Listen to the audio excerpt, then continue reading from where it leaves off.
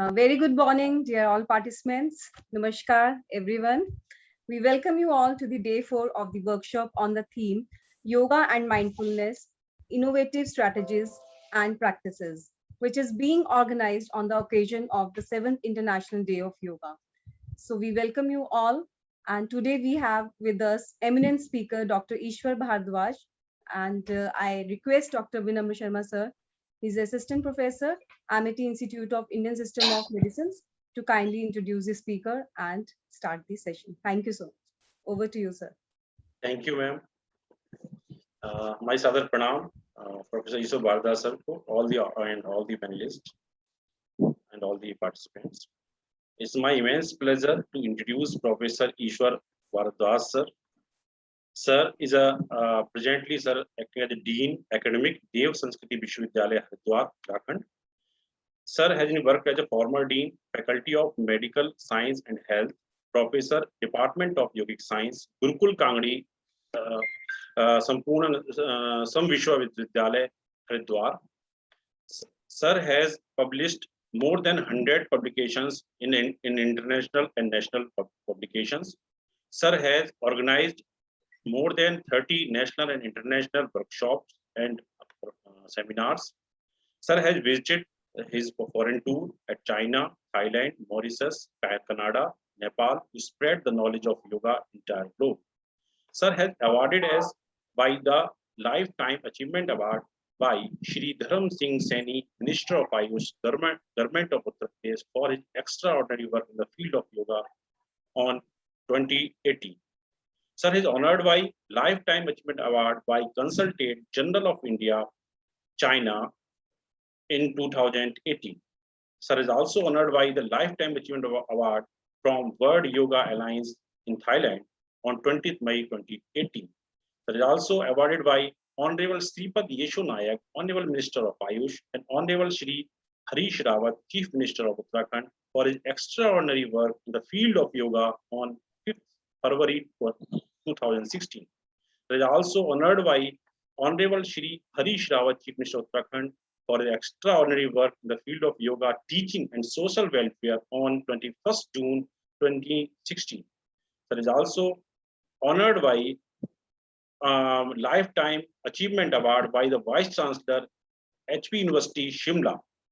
Sir is also honored by Yog Shiromani Samman by Arya Vanaspat Ashram, Arya Nagar, Haridwar in September 2016.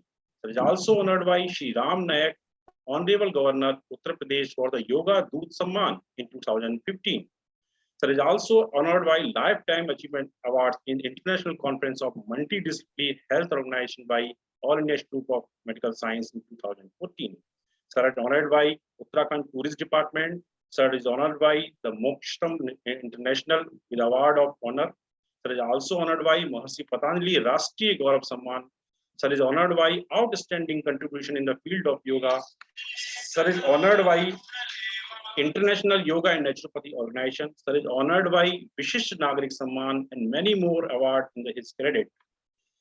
Sir has academically contribution in the designing of the curriculum for the BA 3 years program. Sir has contributed in the design of the curriculum of MA, MSc in Yoga Science, in Master in Yoga Science, Diploma and PG Diploma course in Yoga and Certificate course in Yoga. Sir is also active member in various professional bodies, like Sir is a constitutional member in the Ministry of Human Resource Development, Government of India, for promotion and teaching yoga at all levels of Central University of India. There is also active member of committee constituted by UGC for preparing the syllabus for the NET in yogic sciences. Sir is also member of general body member of Murai Desai National Institute of Yoga, New Delhi, Vice President of Indian Yoga Federation, Calcutta. Sir is also executive member of Indian Yoga Association under the Ministry of Health and Family Welfare, Government of India, New Delhi. Sir is also president of Uttarakhand State Yoga Association, president of District Yoga Association, Haridwar, and executive member of Indian Association of Yoga and Psychotherapy, Sagar, Madhya Pradesh. Sir is having so many administrative experience in his credit. Sir is a founder and head Department of Yoga, Haridwar, Dean, Faculty of Medicine, Science and Health, Gurukul Kangdi, Haridwar. Sir is a co-coordinator of Yoga Promotion Scheme, Bhutu Kangri University, Haridwar, and convener of Research Degree Committee of Department of Yoga, Bhutu University, Haridwar, and many more. Sir has many documented film on the yoga. Sir has also given speech on radio talk, YouTube, and sir is also active member of many academic bodies. And I appreciate that sir is also board of member for Amity University for that program of UG and PG curriculum. So with this, I think words are very limited to say about the sir, and I request the sir, please flourish the forum with your motivational word and enlighten the participant. Sir, over to you. Thank you, sir. Sir पहले तो आपको session करा चरण स्पर्श sir को हमारे उत्तराखंड जिले में सर को और इंडिया सर को योगा का जनक माना जाता है। आपको because he's the first person who started the yoga courses और मेरी गुरुकुल फैमिली। तो सर का जहाँ पैर पड़ेगा वहाँ पर धन्य हो जाएंगे सब लोग, और हमको चाह रहे हैं हम उनके साथ हैं, हमेशा साथ रहेंगे to the end of my life। Thank you sir, आपका यहाँ पर दर्शन करके मैं धन्य हो गया कि मैंने आपको बहुत दर्शन करे और सभी भी मिला। Thank you so much sir, आपको चरण स्पर्श sir. Thank you, DD Vichit sir. Thank you, So sir. I request Professor Ishwar Bhardwaj sir, please bless us with your kind words. Sir, over to you. Thank you, sir. मेरी आवाज आ रही है? जी sir. हाँ जी sir, हाँ जी।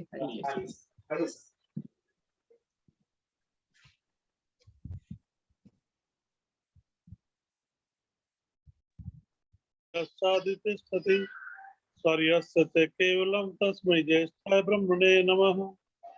ओम सन्नो मित्रः संवरुणः सन्नो भवत्वर्यमा सन्नो इंद्रो बृहस्पति सन्नो विष्णुरुक्रमः। नमो ब्रह्मणे नमस्ते वायो त्वमेव प्रत्यक्षं ब्रह्मासि त्वमेव प्रत्यक्षं ब्रह्म वदिष्यामि ऋतं वदिष्यामि सत्यं वदिष्यामि तन्मामवतु तद्वक्तारमवतु अवतु मामवतु वक्तारम्। ओम शांति शांति शांति।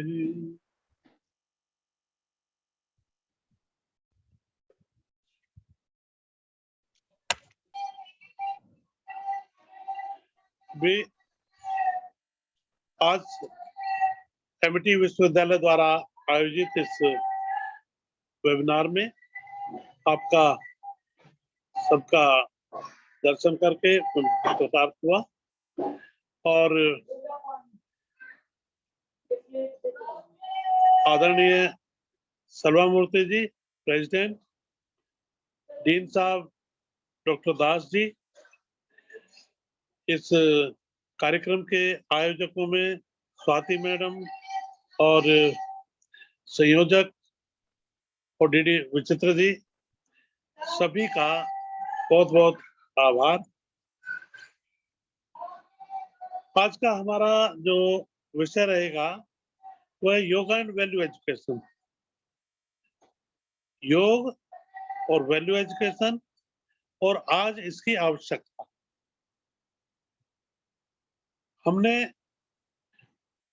पहले अपने जो ऋषि मुनि हमारे प्राचीन काल में थे, उन्होंने हमें जो मूल्य दिए थे वो वास्तव में मानव मूल्य थे, और उन मानव मूल्यों को अपना करके इस देश की स्थिति गौरव की थी और विश्व का सिरमौर कहलाता था। उन्हीं मूल्यों की आज गिरती हुई साख ने हमें ऐसी स्थिति में ला दिया है जहां आज हमारे देश की स्थिति, हमारे जो नागरिक हैं उनकी स्थिति अच्छी नहीं कही जाती। बार बार कहीं कोई गड़बड़ी है, कहीं कोई गड़बड़ी है, तो उन सबको ठीक करने के लिए आज आवश्यकता है उन्हीं मूल्यों के अपनाने के शास्त्रों से सुनते आए। महाराज ने कहा था देश प्रसूत से सकाशाद जन्मना स्वम स्वम चरित्रम शिक्षिरम पृथिव्याम सर्वमानवा, उत्पन्न होने वाले विद्वान, उनकी संगति, उनकी सन्निधि पूरे भूमंडल के मानवों को करनी चाहिए, जिससे अपने अपने चरित्र की वो शिक्षा ग्रहण करें और अपने चारित्रिक संसर्ग में रहे। तो ऐसी स्थिति वाला भारत देश आज किन विषमताओं में घिरा है, ये आपसे छुपा नहीं। जो गिरते हुए नैतिक मूल्य हैं, उनको यदि हमने अब भी अपने अंदर उनका संधान करने का प्रयास नहीं किया, अपनी संतति में, अपने आने वाले परिवार में, बच्चों में, अपने नागरिकों में उन गुणों का संधान नहीं किया, तो हमारी जैसी दुर्दशा आज है उससे भी कहीं और ज्यादा हो सकती है। आप अच्छे इंजीनियर पैदा कर सकते हैं,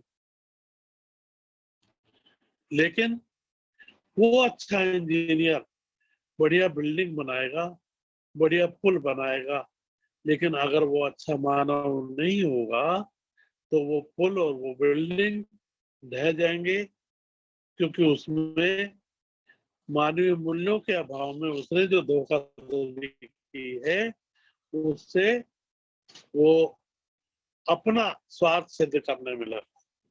उन मूल्यों की आज आवश्यकता इसलिए है कि आप अच्छा डॉक्टर बना सकते हैं, बहुत अच्छा साइंटिस्ट बना सकते हैं, लेकिन अगर मूल्यों का उसमें विकास नहीं हुआ, उसमें मूल्यों का संधान नहीं हुआ, तो वो अपने कर्तव्य कर्म को ठीक ढंग से नहीं कर पाए।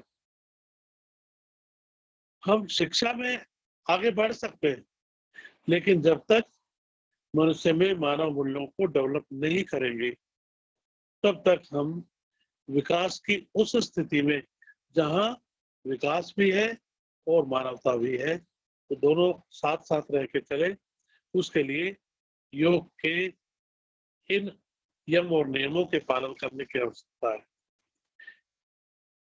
जो मनु महाराज ने 10 लक्षण धर्म के बताए हैं, उनके पालन करने की आवश्यकता है। धृति क्षमा दमो अस्तयम शौचमेन्द्रिय निग्रह धीर विद्या सत्यम क्रोधो दशकम धर्म लक्षण। जो इन 10 लक्षणों का धर्म पालन करता है वो धार्मिक है, और जो नहीं करता वो अधार्मिक है। यहाँ धर्म से तात्पर्य हिंदू मुस्लिम सिख ईसाई नहीं है, ये धर्म है मानव धर्म, और ये प्रत्येक के लिए पालनीय है। जहाँ धृति धैर्य, धैर्य के लिए कहा है विपत्ति धैर्यम, विपत्ति में धैर्य रखना, पेशेंस रखना। अगर धैर्य नहीं रखिए तो विपत्ति में आप एक वो मुकाबला करने की सामर्थ्य नहीं जुटा पाएंगे। तो विपत्ति में धैर्य की आवश्यकता है, और विपत्ति धैर्य में होता अभ्युदय क्षमा। जब आपके पास सब कुछ है, सामर्थ्यवान है, तो उस समय क्षमा करना। तो क्षमा की स्थिति क्यों? क्योंकि जो सामर्थ्यवान है वो किसी को भी दंडित कर सकता है, लेकिन वो क्षमा कर दे, क्योंकि मनुष्य है, मनुष्य होने के नाते गलतियां होना भी स्वाभाविक। और अगर किसी से गलती हुई है, उसको क्षमा कर दिया, तो ये सामर्थ्यवान का गुण है। क्योंकि क्षमा स्वभावती उस भोजन को जिसके पास गरल है। जो विष धारण करने वाला सर्प है, वो जिसको डस सकता है, उसको मृत्यु दे सकता है, अगर वो क्षमा कर देता है तो ये उसका सामर्थ्य होते हुए भी क्षमा किया है, इसलिए उसका एक गुण है, इसकी वीरता है। क्षमा वीरस्य भूषणम, वीर का आभूषण है क्षमा। इसलिए अगर कोई असामर्थ्यवान क्षमा करने की बात करे तो ये उपहासजनक होगी। उसके वश में कुछ नहीं है, वो कहे मैं क्षमा कर दूंगा, तो ये उपहास ही होगा। लेकिन जो सामर्थ्यवान है उसके द्वारा किया गया क्षमा वो वास्तव में सराहनीय है। ऐसे जब राजा किसी को क्षमा कर दे, सामर्थ्यवान क्षमा कर दे, तो उसके प्राणों का संकट, उसकी विपत्ति वो टल जाती है। तो धृति, क्षमा, दमो, मन को वश में करना। मन के लिए कहा जाता है मनेव मनुष्याणाम कारणम बंध मोक्षयो। बंधन और मोक्ष का कारण मन है। यदि वो इस तरफ चला, संसार की तरफ, तो मोक्ष देने वाला है। इसलिए मन को हम जहाँ चाहे वहां लगा सकते हैं। मन को वश में करना जरूरी है, तो मन को वश में करके रखें। इसके लिए महर्षि पतंजलि कहते हैं अभ्यास वैराग्याभ्याम तन्निरोध। अभ्यास और वैराग्य से, वही गीता में भगवान कृष्ण अर्जुन को कहते हैं अभ्यास कुपंते वैराग्य से गृह्यते। अभ्यास और वैराग्य से उपाय। अभ्यास प्रैक्टिस, ये कहा ना practice makes a man perfect. तो वही प्रैक्टिस अभ्यास, उसके लिए 3 चीजें चाहिए। सेतु दीर्घ काल नैरंतर्य सत्कारा सेवितो जड़ भूमि। दीर्घ काल तक, लंबे समय तक, निरंतर, कंटिन्यूअसली, लगातार और श्रद्धा पूर्वक जब ये अभ्यास किया जाता है तब सफलता मिलती है। तो बिना इन 3 चीजों के अभ्यास नहीं हो सकता। अभ्यास और इसके साथ वैराग्य। वैराग्य का अर्थ है ये नहीं है कि घर छोड़ करके बाहर चले जाएं, नहीं, घर में रहें लेकिन जल में कमलवत रहे। जैसे जल में कमल का पत्ता अंदर डूबने के बाद भी अगर उसको निकालेंगे तो उसके ऊपर जल का कोई प्रभाव नहीं होता, उसी प्रकार इस संसार में रहिए, क्योंकि संसार में रहना ही हमारा धर्म है। लेकिन संसार में रहते हुए भी इस संसार से, आसक्ति से अलग रहिए। जब आप संसार से अनासक्त होकर रहेंगे तो जो कर्म करेंगे उसका फल भोग आपको नहीं करना पड़ेगा। अनासक्त कर्म है ही, इसको निष्काम कर्म योग कहते हैं। तो ऐसा कर्म करने वाला संस्कारों में नहीं बनता, उसके संस्कार नहीं बनते। और जो हमारा जन्म हुआ है ये उन संस्कारों के कारण ही हुआ है। अगर संस्कार ना हो तो जन्म भी ना हो और मुक्ति हो जाए। तो जो संस्कार बनने हैं इस जन्म में, उनको हमने निष्काम कर्म करके रोक दिया। और जो पूर्व जन्म के संस्कार हैं अभी जमा है स्टोर में, चित्त में, उनको समाधि के द्वारा दग्ध बीज कर दिया। तो जन्म का कारण नष्ट हो जाता है, इसलिए मुक्ति की स्थिति प्राप्त हो जाती है। ये मन को वश में करने से आप एकाग्रता के बाद ध्यान की स्थिति, ध्यान के बाद समाधि की स्थिति और समाधि के बाद कैवल्य या मोक्ष की स्थिति प्राप्त कर सकते हैं, जो सदा सर्वदा के लिए बंधन मुक्त हो जाए, दुख से छुटकारा प्राप्त। क्योंकि परमात्मा सच्चिदानंद स्वरूप कहा गया है। सत, चित और आनंद। सत सदा रहने वाला, चित चेतन और आनंद रूप, जिसमें लेश मात्र भी दुख नहीं है, कष्ट नहीं। उस आनंद रूप परमात्मा के सानिध्य में रहना तो कभी भी दुख की प्राप्ति नहीं होगी। सदा के लिए सुख की प्राप्ति करनी है तो हमें इस मार्ग पर आगे बढ़ना। तो ये इसके कारण से आप अगर मन को कंट्रोल करेंगे तो इस स्थिति में पहुंच सकते हैं। ऐसे चोरी ना करने का भाव। चोरी हम क्यों करते हैं? अभाव की पूर्ति के लिए। अभाव हो ही ना, इसका उपाय महर्षि पतंजलि कहते हैं अस्ते प्रतिष्ठायाम सर्वरत्नों प्रस्थानम। अस्तेय जिसमें प्रतिष्ठित हो जाता है, जिसने अस्तेय का पालन कर लिया, उसको सब रत्न उपस्थित हो जाते हैं, उसको कोई कमी रहती ही नहीं, अभाव रहेगा ही नहीं। आप पालन कीजिए। शौच, शुचिता, पवित्रता। शौच, पवित्रता दो प्रकार की, बाह्यम आभ्यंतरस, एक बाह्य एक आंतरिक। मृदजलाभ्याम तो बाह्य, मन शुद्धिस्तथांतरम, साबुन से, पानी से शरीर की सफाई, वस्त्रों की सफाई और वातावरण की सफाई, वो सब आप कर सकते हैं, ये बाह्य है। लेकिन आंतरिक शुद्धि मन की शुद्धि है, बुद्धि की शुद्धि है। और मन है सत्येन शुद्धति, मन सत्य के आचरण से शुद्ध होता है। और बुद्धि ज्ञानेन शुद्धति, बुद्धि ज्ञान के द्वारा शुद्ध होती है।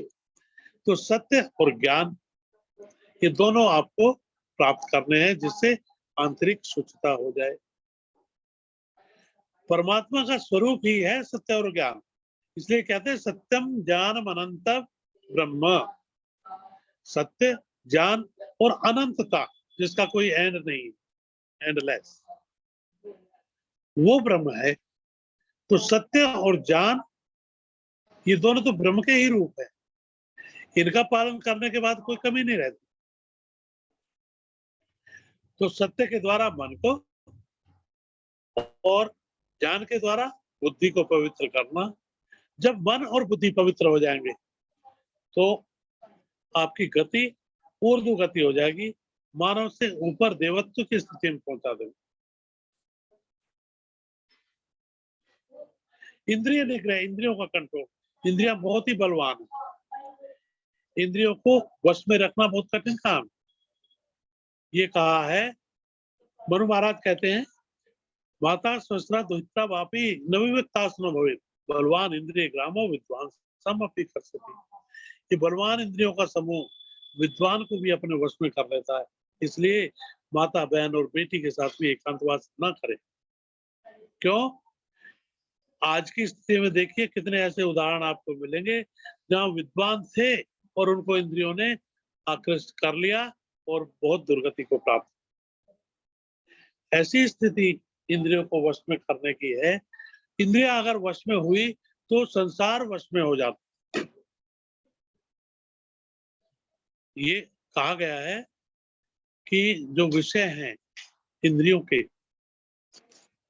अनंत विषय हैं, और इंद्रियां उनकी ओर आकृष्ट स्वभावतः होती है। ये स्वभाव है इंद्रियों का, विषय की ओर आकृष्ट होना। और जो कामनाएं हमारी है वो पूरी होती नहीं। न जातु काम है कामा नाम उपभोगेन शाम्यति, हविषा कृष्ण वर्त में भूये अविवर्तते। जैसे आग में घी डालने से आग बढ़ती जाती है, वैसे ही कामनाएं पूरी करने से, इच्छाएं पूरी करने से और बढ़ती जाती हैं। आज मेरे पास छोटी गाड़ी है तो बड़ी गाड़ी आई, बड़ी गाड़ी के बाद और बड़ी आई, और उसके बाद तो हवाई जहाज चाहिए। इच्छाएं कहाँ कम होंगी? आज छोटा मकान है, कल बड़ा मकान होगा, उसके बाद उससे भी बड़ा चाहिए, और उसके बाद और बड़ा चाहिए। इसमें ये कमी है, इसमें ये कमी है, हम कमी देखते रहेंगे। और जो हमें आवश्यक है वो तो उस थोड़े में भी काम चल सकता था, लेकिन हमने इच्छाओं को इतना बढ़ा लिया, उसके कारण से इच्छाओं के दास होकर के हम जीवन यापन करते हैं। तो इच्छाओं की पूर्ति के लिए विभिन्न प्रकार के गलत काम की ओर प्रवृत्त होते हैं। इसलिए इंद्रियों का कंट्रोल बहुत जरूरी है। और आप ये देखिए, हमारे पास 5 इंद्रियां हैं। एक इंद्रिय वाले का हाल मैं बताता हूँ। एक आप पतंग, मातंग, कुरंग, भृंग, मीना, अतः पंचभीरेक पंचः, एक प्रमादी स कथम न हन्यते यह सेवते पंचभीरेव पंचः।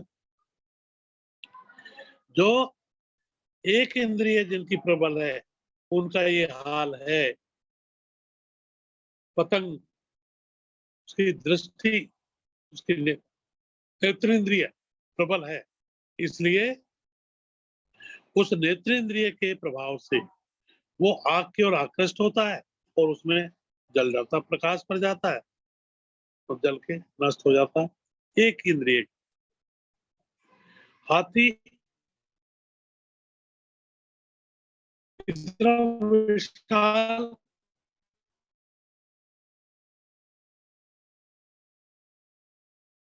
बलवान, उसको भी जब पकड़ने का उपाय किया जाता था, आजकल तो वर्जित है सब, लेकिन पहले जब पकड़ते थे तो एक गड्ढा खोदकर घास फूस से ढक देते थे और नगाड़े बजा के उसको घेर के वहां लाते थे और वो जैसे पकड़ा जाता था फिर उससे जंगल में लकड़ियां। एक इंद्रिय प्रबल थी उसकी। हिरण के लिए कहा जाता है कि उसको संगीत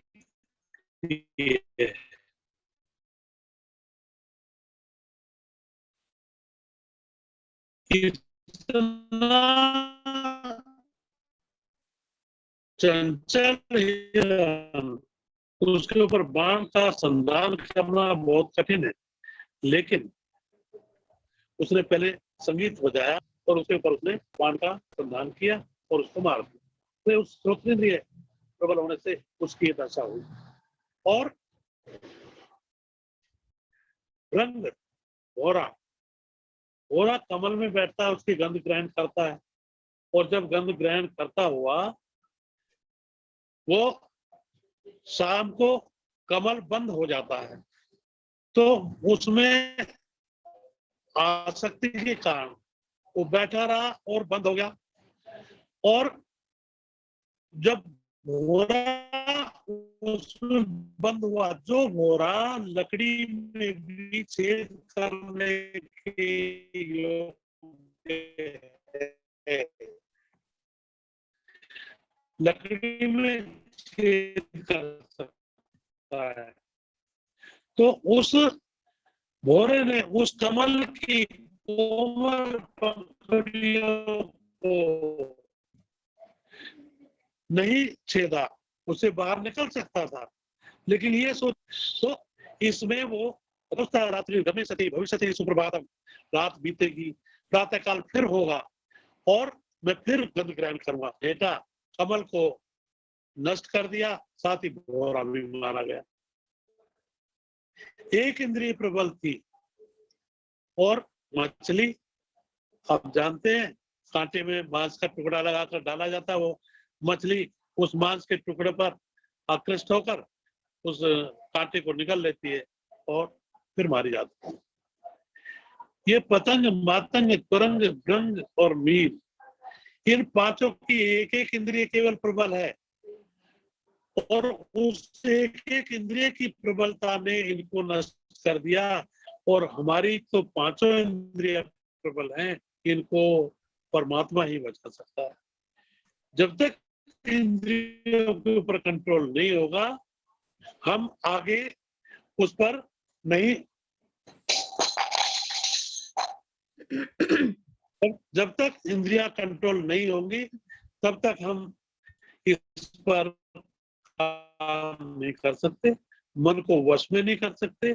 इंद्रियां कंट्रोल होंगी, फिर मन कंट्रोल होगा, फिर आगे हम साधना की तरफ बढ़ सकते हैं या जीवन में एकाग्रता और ध्यान की स्थिति प्राप्त करने के लिए इन इंद्रियों का निग्रह करना बहुत जरूरी है। धीर विद्या सत्यम मत क्रोधो, धी बुद्धि, विद्या, सत्य और क्रोध न।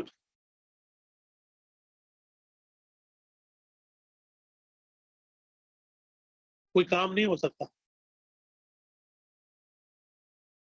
कोई भी कार्य करने में असमर्थ है। अविवेक है परमा पदाम पदम, अविवेक मुसीबत की जड़ है। और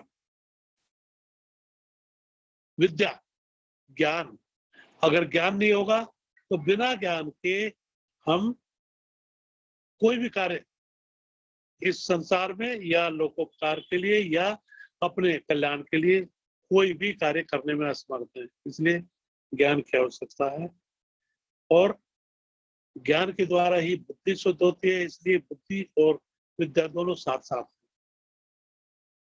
सत्य, सत्य का पालन करना। सत्य का पालन करने से जो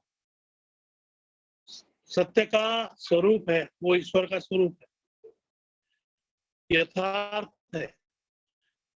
यथार्थ वांग मन से, वाणी में, मन में और क्रिया में, सब जगह केवल जो यथार्थ है, जो वास्तविक है, उसका नेचुरल स्वरूप है, वही रखना। इसलिए जब भी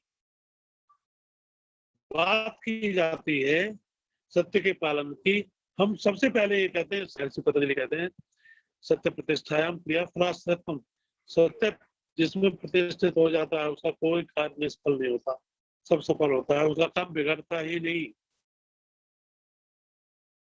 ये मुख्य रूप से सत्य की धारण करने की आवश्यकता इसलिए है कि जो भी हम गड़बड़ करते हैं उस सब में उस असत्य का महत्व रोल होता है। असत्य के आचरण से हम जीवन में बहुत सारी गड़बड़ियां। और क्रोध, क्रोधो मूलम अनर्था नाम, क्रोध अनर्थों की जड़ है। क्रोध में विवेक नहीं रहता, और जब विवेक नहीं होता, ये गीता में भी कहा है, क्रोधात भवति सम्मोह, सम्मोहात स्मृति विभ्रमः, स्मृति भ्रंशात बुद्धिनाश, बुद्धिनाशात प्रणाश्यते। क्रोध से सम्मोह, सम्मोह से स्मृति भ्रम, स्मृति भ्रम से बुद्धिनाश, और बुद्धिनाश से उसका नाश होना निश्चित। इसलिए क्रोध में एक उदाहरण छोटा सा मैं आपको दूं। बहुत समय पहले की बात है, यहाँ मुजफ्फरनगर जिले के एक गांव में गरीब परिवार था, पति पत्नी और एक छोटा 1 साल के बराबर बच्चा, और भैंस का दूध बेच करके अपना गुजारा करते थे। पति को शराब पीने की लत हो गई, तो दूध से जो मिलता था उसमें कुछ शराब पीनी, कुछ घर का काम करा, जैसे तैसे करके चल रहा। लेकिन एक दिन उसने वो भैंस 6,000 रुपए में बेच, 6,000 लेके घर आया, और पत्नी लकड़ी जला के चूल्हे पे खाना बना रही थी, बच्चा गोद में था। उसने आके कहा, ये 6,000 रुपए मैं भैंस बेच के आया। तो पत्नी ने कहा, भाई ये इसकी भी शराब पी जाओगे, भैंस से गुजारा तो चल रहा था, अब गुजारा कैसे करेंगे। कुछ कहा सुनी हुई, और उसने वो 6,000 रुपए चूल्हे में डाल दिए, जल गए। अब न भैंस रही न 6,000 रहे, तो क्रोध और बढ़ा। कुछ और कहा सुनी हुई, बच्चे को उठाया और जमीन में दे मारा, बच्चा मर गया। उसके बाद उसने लकड़ी निकाली चूल्हे में से और पत्नी के सिर में मारी, पत्नी भी वही ढेर हो गई। अभी कुछ कारण बचा नहीं, तो शांत हुआ गुस्सा, जब देखा मेरा तो घर खत्म हो गया। थाने में जाके पुलिस को सूचना दी, और उसका नाश हो गया। ये क्रोध के कारण, अगर क्रोध ना करता तो फिर और कुछ विचार करता, उस समय बच जाता। तो ये क्रोध का एक छोटा सा उदाहरण मैंने दिया। इसलिए इन सब मूल्यों की आवश्यकता है आज, जिनका पालन करके हम जीवन को एक सही दिशा दे सकते हैं। महर्षि पतंजलि ने इन्हीं के समकक्ष हमें यम और नियमों के द्वारा ये ज्ञान दिया है। वह कहा है, अहिंसा सत्य अस्त्य ब्रह्मचर्य अपरिग्रह। अहिंसा, किसी को कष्ट ना पहुंचाना, सत्य, ऐसे चोरी न करना, ब्रह्मचर्य का धारण करना, और अपरिग्रह, संचय न, जितनी आवश्यकता केवल उतना संचय करें, उससे अधिक का संचय ना करें। और ये देखिए, ब्रह्मचर्य की बात अभी 10 में नहीं आया था, तो हम ब्रह्मचर्य की थोड़ी चर्चा करें। ब्रह्मचर्य को आयुर्वेद में उपस्तंभ कहा गया है। त्रिय उपस्तंभा आहार निद्रा ब्रह्मचर्य।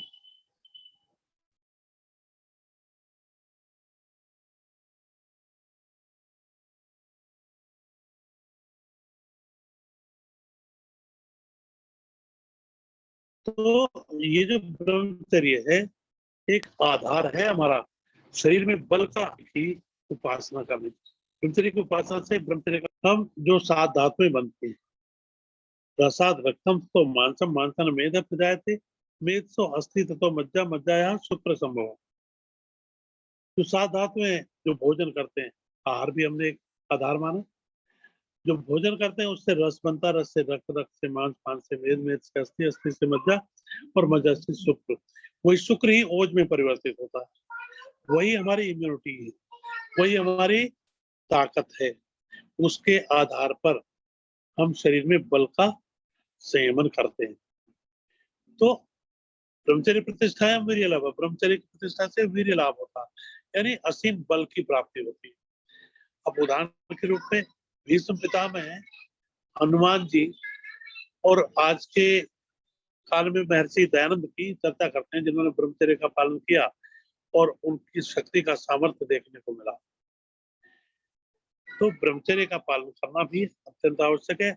और इससे अनेक अनेक समाज में व्याप्त जो हमारी बीमारियां हैं, समाज को जो खाई जा रही है, बहुत वृद्धि पा रही है, उनको हम दूर कर सकते हैं। और अपरिग्रह जो अभी इकट्ठा करने का भाव है, अभी कोविड के इस काल में भी लोगों ने कुछ चीजें इकट्ठी की और ज्यादा दाम लेकर के बेच दी। उस कोविड की महामारी में जब आवश्यकता थी लोगों के सहयोग करने की, वैल्यू एजुकेशन की कमी के कारण ऐसा किया है कि हमने उस स्थिति में भी दूसरों का लाभ उठाया है, दूसरों का शोषण किया है। ये सारी स्थिति इसलिए है कि हमने अपने आप को उस स्थिति के लिए तैयार नहीं किया जहां वैल्यू एजुकेशन का संधान करके हम अपने जीवन को उच्च स्थिति में ले जाने की कोशिश करते। हम उन्हीं भौतिक मूल्यों की ओर ध्यान देते हुए उन भौतिक जगत के संसार के उपकरणों को जुटाने में लगे रहे। हम इस साधनों को जुटा करके सुख की कामना करने में लगे रहे, जबकि सुख वस्तुओं में, पदार्थों में नहीं है। सुख तो अंतर मन में है। जब तक हमने सुख के लिए अपने अंतर मन को निर्मल नहीं किया, तब तक हम सुख की प्राप्ति नहीं कर सकते। ये जो यम थे, इनके साथ ही नियम की बात करें। शौच, अभी शौच के बारे में हम थोड़ा कर चुके हैं। शौचा स्वांग जुगुप्सा परहिर संसर्ग।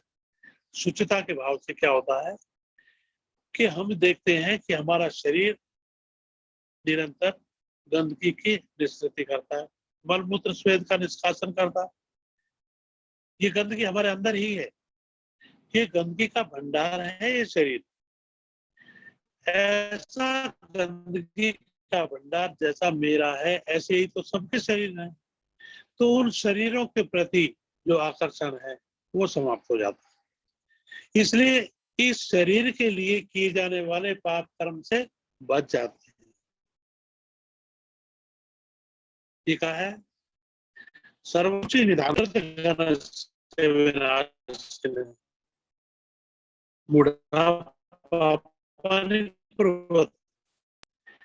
सर्व अशुचि निधान और नाशवान है। असुचि का तो मैंने बात की अभी, और कृतघ्न इसलिए कि इस शरीर के लिए आपने अपने पूरे प्रयास करके जो भी कुछ कर सकते थे, इसको अच्छे साबुन से धोने की कोशिश की, इसको पुष्टिकारक भोजन दिया, इसके लिए अच्छे अच्छे वस्त्र जुटाए। हमें पूछ तो लेता मैं जाऊं कि ना जाऊं, लेकिन चला जाऊं। तो कृतघ्न है और नाशवान है, आत्मा है जो नष्ट नहीं होता, ये शरीर तो नष्ट होने वाला है। इस नाशवान कृतघ्न असुचि के भंडार शरीर के लिए मूर्ख लोग पाप करते हैं। ये कहा है। जो समझदार है, जो ज्ञानी है, जो तत्ववेत्ता है, वो शरीर के लिए नहीं करते। शरीर को पोषण के लिए जितनी आवश्यकता है उतना खाद्य पदार्थ देना, शरीर को ढकने के लिए जितनी आवश्यकता है उतना वस्त्र देना, ये आवश्यकता है। तो ये आवश्यकता तो पूर्ति करें, लेकिन अनेक ऐसे पदार्थ जिनकी आवश्यकता नहीं है, जिनके बिना भी काम चल सकता है, उन जुटाने में हम जीवन लगा देते हैं और सोचते हैं इससे हमें सुख मिलेगा। नहीं मिलता, क्योंकि सुख तो अंदर से मिलता है, साधनों में नहीं। सुख की अनुभूति वो मजदूर जो सुबह से शाम तक मजदूरी कर सड़क के पत्थर तोड़कर जो भोजन प्राप्त करता है, वो खा करके चैन से सो जाता है, कल की फिर कल देखी जाएगी, वो है सुखी। तो जिसके पास ढेर लगा हुआ है, चैन से सुख नहीं पाता। ये साधनों में अगर होता तो उसको ज्यादा मिलना, लेकिन उसको सुख नहीं मिलता, वो तो बेचैन है, नींद की गोलियां खा के सोना पड़ता। तो ये है स्थिति संसार के साधनों को जुटाने।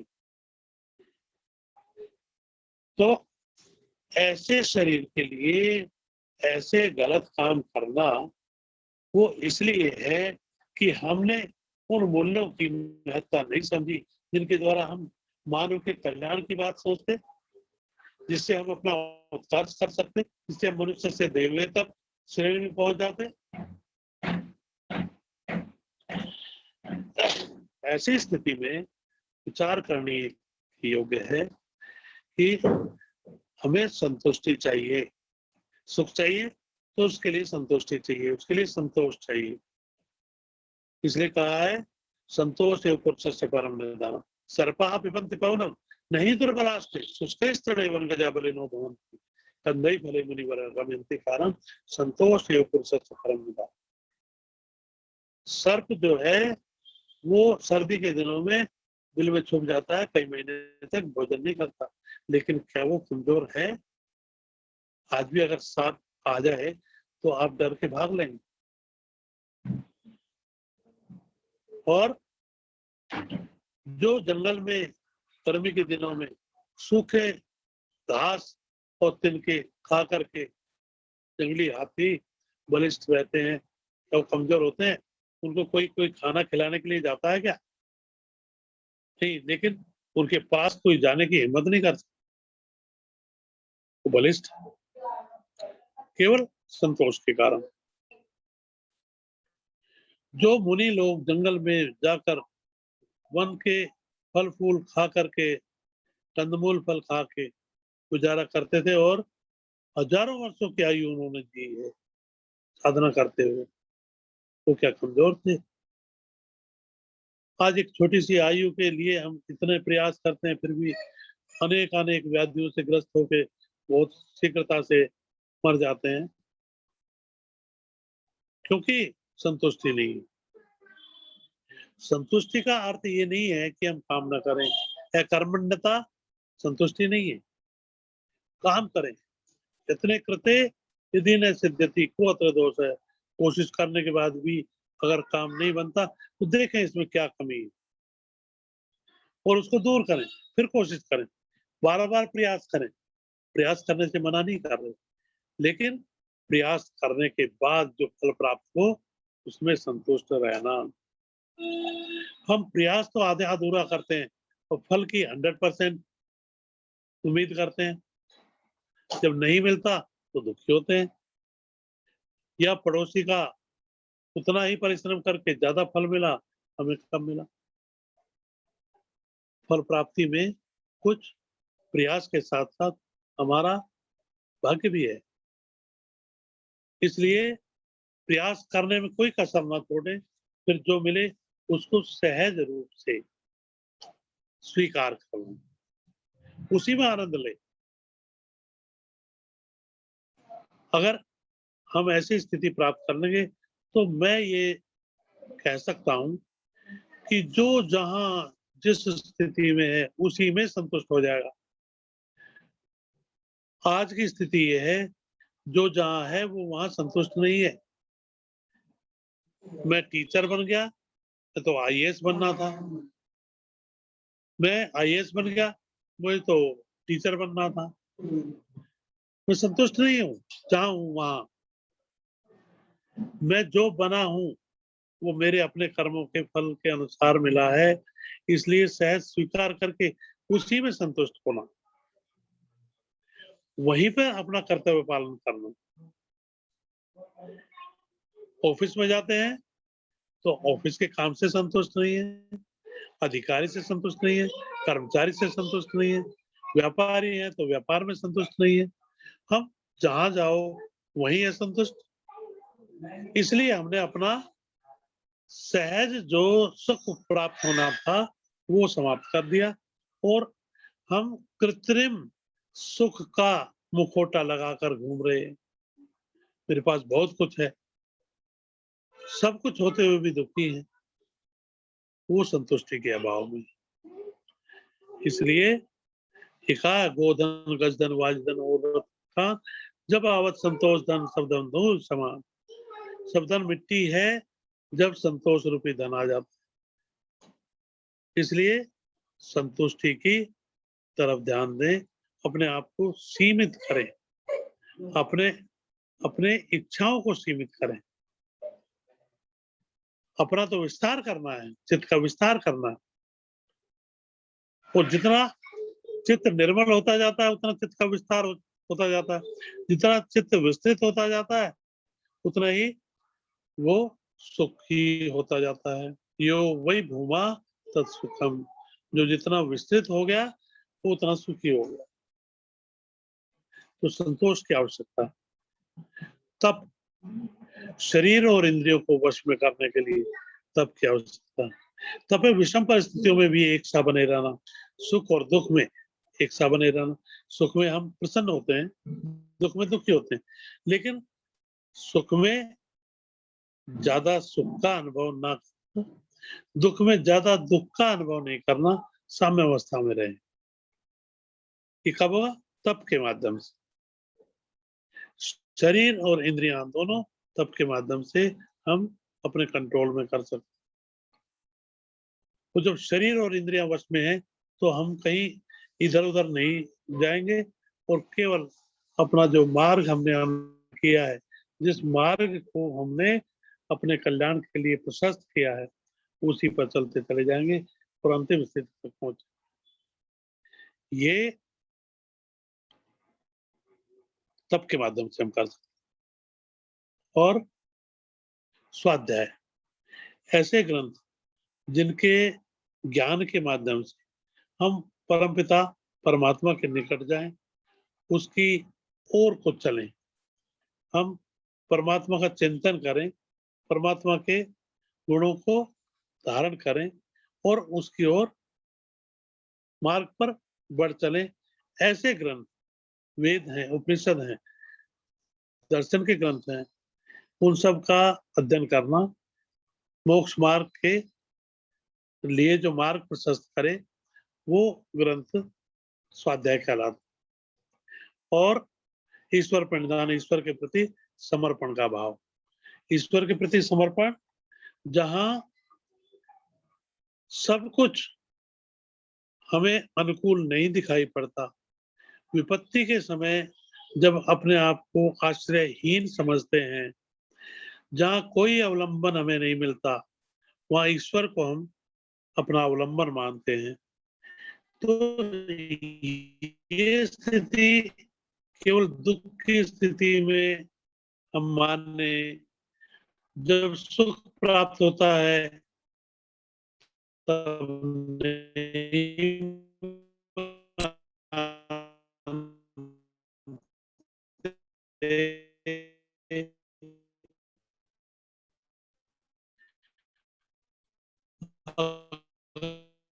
वो तब भी मानने लग जाए तो वो परमात्मा हमारे निकट ही अनुभव होगा।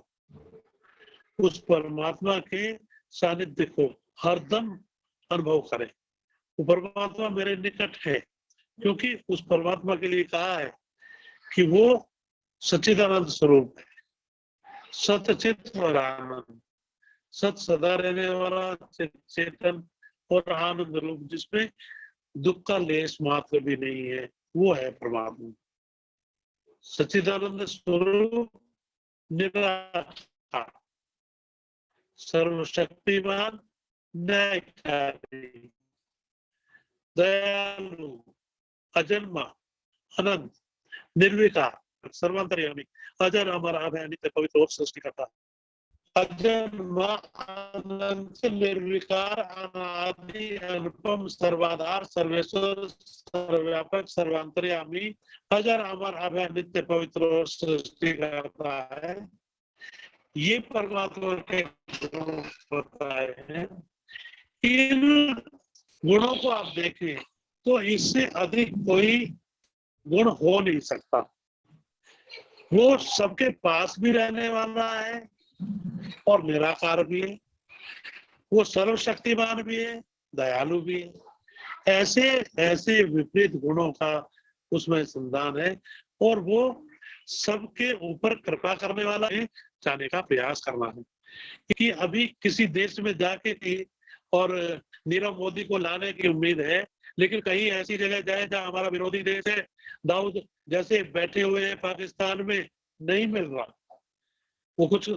वो पाकिस्तान जैसा देश भी हमें वो नहीं सौंप रहा। तो जो सर्वशक्तिमान है उसके सामने कोई है ही नहीं कुछ। तो ऐसी स्थिति में वो अभय दान करने वाला है। जब हमें कोई भी संबल ना हो, अगर उसकी शरण हमने ली है तो हमें किसी प्रकार का भय नहीं होना चाहिए, क्योंकि उस सर्वशक्तिमान की शरण में हम हैं।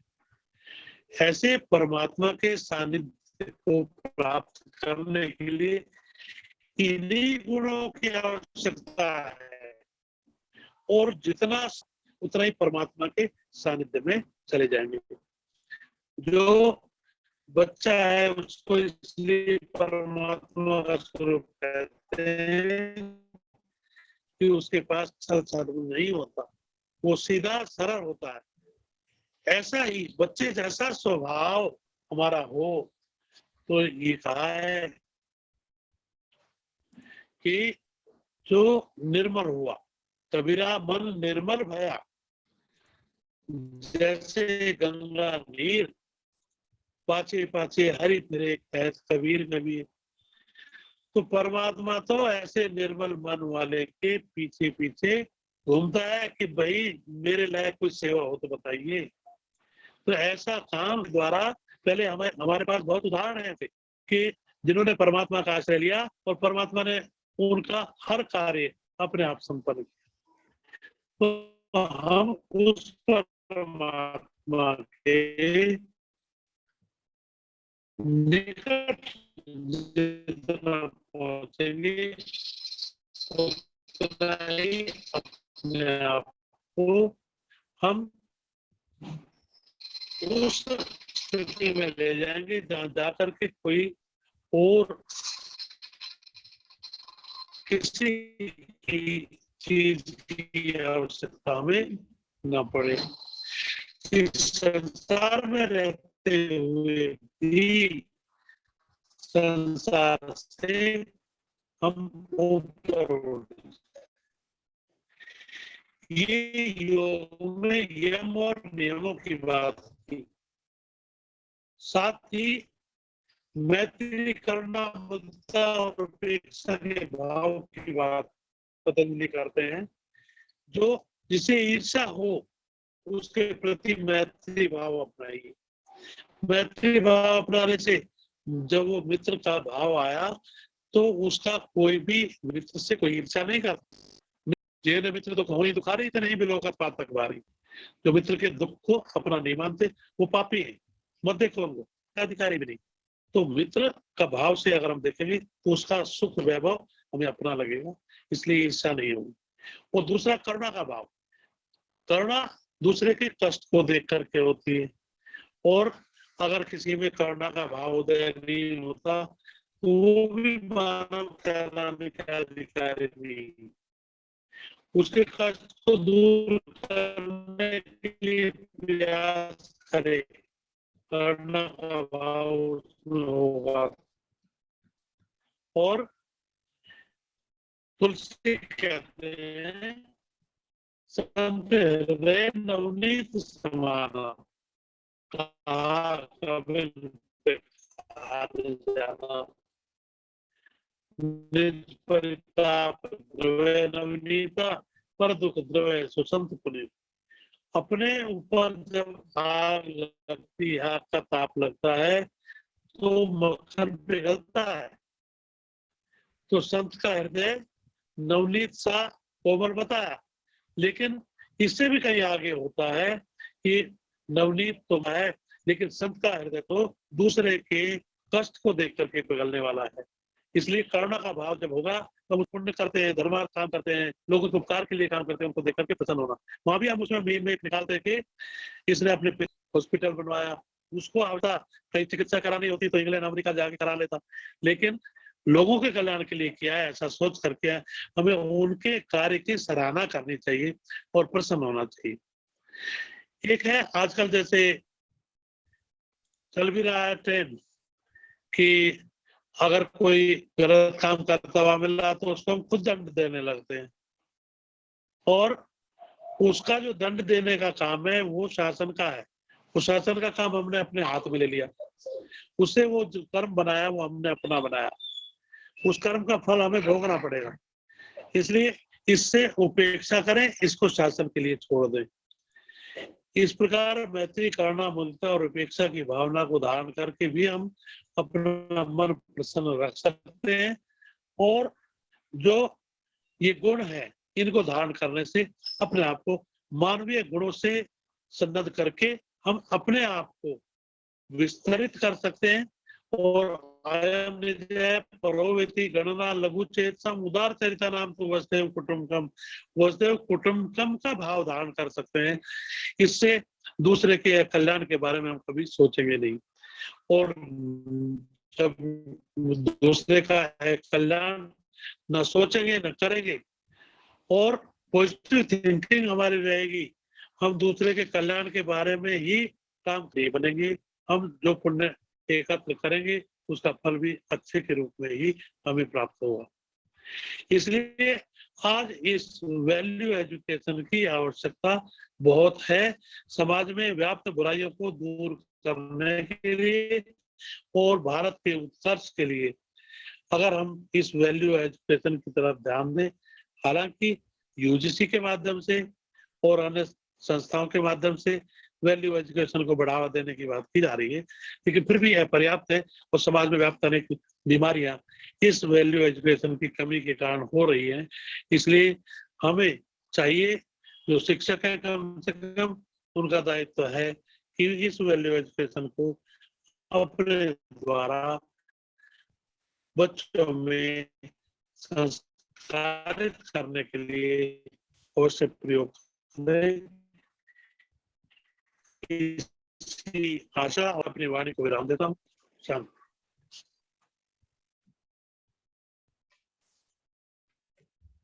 थैंक यू सर, धन्यवाद सर आपका बहुत बहुत। और पूरी एमिटी यूनिवर्सिटी की तरफ से सबकी तरफ से, एमिटी स्टाफ सबकी तरफ से मैं धन्यवाद करना चाहूंगी। और जो आपने बच्चों के लिए बहुत अपना मूल्य समय निकाला और बहुत अच्छा ज्ञान दिया उनको, वैल्यू एजुकेशन के बारे में उनको बताया, और सही दिल से आपका बहुत बहुत धन्यवाद for giving such a wonderful lecture. And I request now over to Vinamra sir. Thank you so much sir. Thank you ma'am, बहुत बहुत धन्यवाद sir. Thank you sir, you have enlightened us with that means that आपने बहुत ही हृदय से जो है हम लोगों को जो है विषय के बारे में अवगत कराया। ज्ञान जो है असीम है, असीमित है, and it is continuously should be flow, which is uninterruptedly we have to collect the knowledge from the various source. Sir कई बार मैं भी एक स्टूडेंट की तरह अपने को मानता हूँ और मैं कई बार ऐसा महसूस करता हूँ कि हम लोगों की जो मीन्स दिनचर्या है या फिर हमारे सामाजिक परिस्थितियां हैं या मनस्थिति है, कई बार हम लोग इस उसमें होते हैं और शायद बहुत से लोग एग्री भी करेंगे इस बात से कि फ्रॉम वेयर टू स्टार्ट, कहाँ से हम शुरुआत करें। तो अगर आप इस पे कुछ विषय प्रकाश डाल पाएं सो दैट जो ये बच्चों के लिए भी और हम सब के लिए भी सर ये बहुत ही महत्वपूर्ण रहेगा आपके आशीर्वाद वचन से। ये काम कहाँ से शुरू करें? आप जैसे शिक्षक हैं, आपके पास में स्टूडेंट्स हैं, उनको आप अपने अंतःकरण में स्थापित करें। उससे मतलब ये है कि जैसे माँ बाप बच्चे का ख्याल रखते हैं, वैसे ही स्टूडेंट आपके पास आए हैं तो आप उसके गार्जियन हैं। आप अपने स्टूडेंट्स को उसी तरह का जो संरक्षण है वो देंगे, उसकी जो आवश्यकता है उसके हिसाब से उसको अगर सही मार्ग पर लाने के लिए दंडित करने की आवश्यकता वो भी करें, लेकिन उसकी आवश्यकता है और आप समझते हैं कि बहुत जरूरी है तो उसकी पूर्ति के लिए भी प्रयास करें। यही हमारा अपना दायित्व है कि हम अपने आप को उस बच्चे के लिए समर्पित करें, उसके लिए जो भी कुछ हम कर सकते हैं उसके कल्याण के लिए वो करें। तो यहीं से शुरू होगा, धीरे धीरे इसका क्षेत्र विस्तृत होता जाएगा और आप आगे बढ़ते जाएंगे। बहुत बहुत धन्यवाद सर विषय प्रकाश जानने के लिए। सो हमारे पैनल में डॉक्टर डी विचित सर हैं और मिस्टर सचिन बदोनी सर हैं। मैं चाहता हूँ sir DD Vichitra sir, over to you sir. Sir mute हैं आप। डॉक्टर सर आप म्यूट हैं विचित्रा सर। सर आप म्यूटेड हैं। हाँ हाँ जी धन्यवाद सर, आपके दर्शन भी हो गए और मैं यहाँ पर आपका पूरा ज्ञान हमें रिमाइंड हो गया एक चीज और बड़े पॉइंट आउट करके बताया, तो रिमाइंडर हो गया और फाइन रिमाइंडर हो गया और हम इसको फॉलो तो करेंगे और अब और ज्यादा जागरूक हो जाएंगे, और ज्यादा फॉलो कर पाएंगे और ऐसा ज्ञान हमको मिलता रहे। Thank you so much madam, thank you madam sir, you are doing very nicely. और अच्छे लोगों को चुन के लाया हम बहुत बहुत करें आप सर जुड़े। Thank you sir. कितना लगाओ? 10 thank you sir. Sachin Badoni sir, want to something. धन्यवाद सर।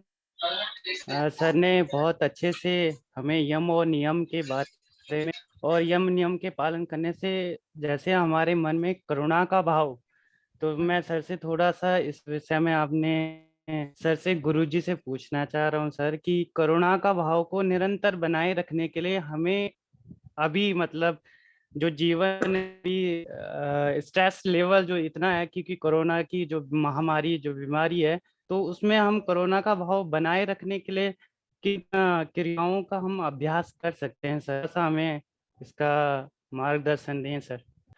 उसकी खैर सर, उसको अगर कोई भोजन की कमी है तो भोजन की कमी दूर करें, उसके ये करुणा के भाव को दृढ़ करने के लिए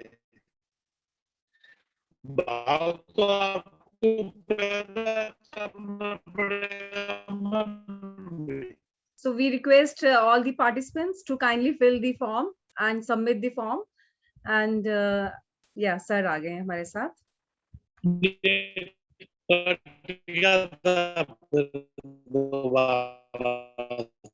तो जो करुणा के भाव की बात कर रहे हैं ना, करुणा अपने मन में ही पैदा करना, हमें इसमें दया का भाव, करुणा का भाव, मन जितना निर्मल होगा उतना, अगर मन में जो संचय का भाव होगा तो करुणा का भाव नहीं आ पाएगा।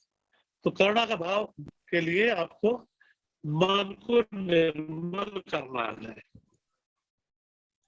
जितना मन निर्मल होता जाएगा कर्ण आते जाएगी।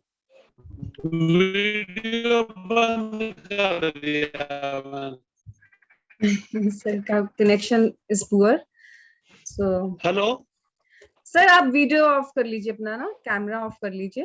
हाँ जी, आई आवाज थिंक आई? अब आवाज आ रही है सर। वो कनेक्शन आई थिंक पुअर हो रहा है, तो आप कैमरा, हाँ ठीक है।